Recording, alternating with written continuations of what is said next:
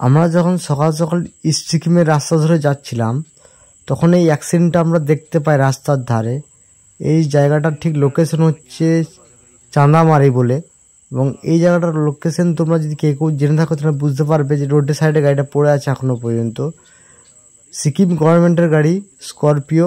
তো গাড়িটার কোনো অবস্থার মধ্যে আর দেখার মতন অবস্থা নেই, এত বাজেভাবে অ্যাক্সিডেন্ট হয়েছে গাড়িটা। তোমরা যারা পাহাড়ে আসবে তারা খুব সাবধানে রাইড করো বা সাবধানে গাড়ি চালিও। বুঝতে পারছি এখানে একটা ছোট্ট ভুল মানে বিরাট বিপদ, এবং গাড়িটার এয়ার ব্যাগ থেকে আরম্ভ করে সব কিছুই খুলে গেছে, মানে বুঝতে পারছো কত জোরে অ্যাক্সিডেন্ট হয়েছে গাড়িটা। তো খুব সাবধানে কিন্তু তোমরা গাড়ি চালিয়ে পাহাড়ে এসো।